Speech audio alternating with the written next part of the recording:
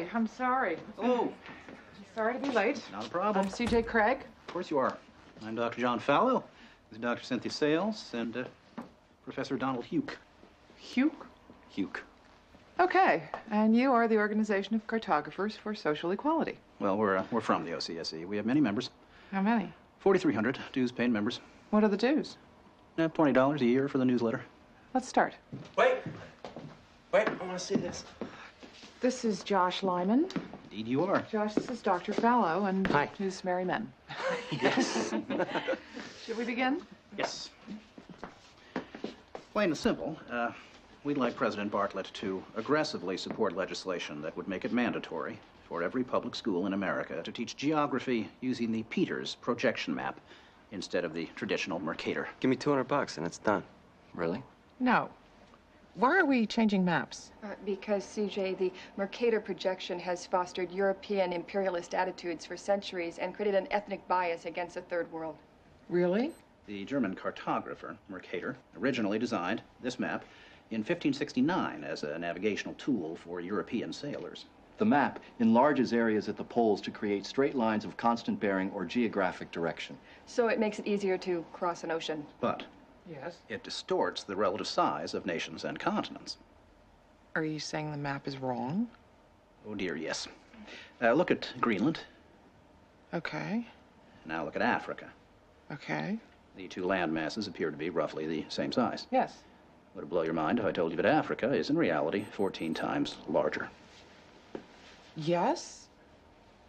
Here we have Europe, drawn considerably larger than South America. When it's 6.9 million square miles, South America is almost double the size of Europe's 3.8 million.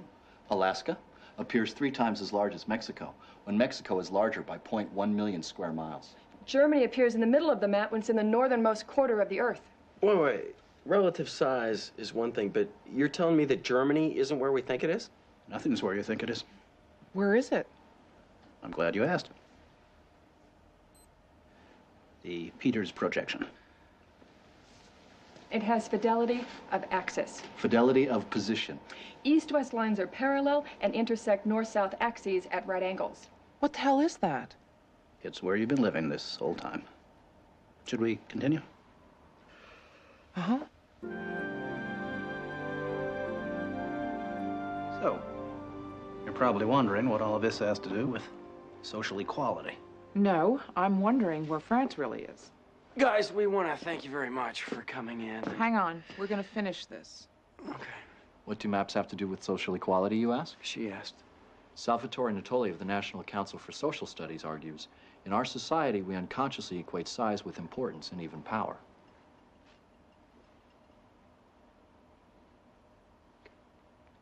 I'm going to check in on Tobin. Go. These guys find Brigadoon on that map. You'll call me, right? Probably not. Okay. So you spin, when you spin pizza dough, it kind of flattens out. Yeah. Gets wider in the middle. And so Earth, throughout its life, even when it formed, it was spinning. And it got a little wider at the equator than it does at the poles. So it's not actually a sphere. It's oblate. And officially it's an oblate spheroid. That's what we call it. But not only that, it's slightly wider below the equator than above the equator. A little chubbier. A little chubbier. Yeah. Chubby's a good word. It's like pear-shaped. Yeah. So, it turns out the pear-shapedness is bigger than the height of Mount Everest above sea level. When third world countries are misrepresented, they're likely to be valued less. When Mercator maps exaggerate the importance of Western civilization, when the top of the map is given to the Northern Hemisphere and the bottom is given to the Southern, then people will tend to adopt top and bottom attitudes. But wait, where else could you put the Northern Hemisphere but on the top? On the bottom. How? Like this. Yeah, but you can't do that. Why not? Because it's freaking me out.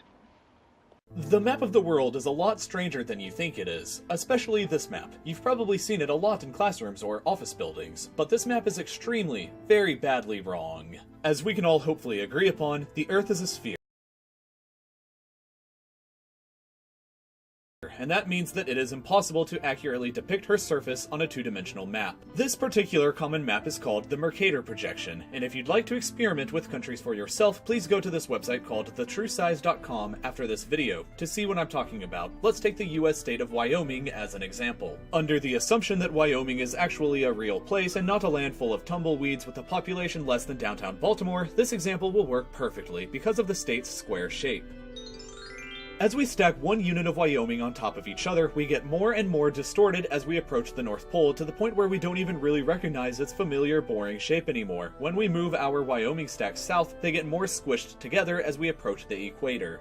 This will happen with every other landmass in the world, but first, let's take a look at some other US states. They say that everything is bigger in Texas, but what is Texas itself bigger than? Moving the borders over to Europe, the answer may surprise you. Texas is much bigger than Spain and Portugal put together, and is also even bigger than France. But Texas is only the second biggest US state behind Alaska, which seems absolutely gargantuan at the top of our map. But while Alaska is large, it isn't that large. Taken down to the US mainland, it compares like this, and taken to Europe, it looks like this. And while we're here in Europe, let's take the time to understand how much bigger Europe seems than what it actually should be. Let's start by taking France and moving it down to Africa to get our first glimpse at this. The United Kingdom seems pretty large as well, but let's take India and move it over to see just how small it really is. The United Kingdom is actually smaller than quite a lot of places in the world that you might not expect. Places like Japan, the Philippines, Sumatra, Madagascar,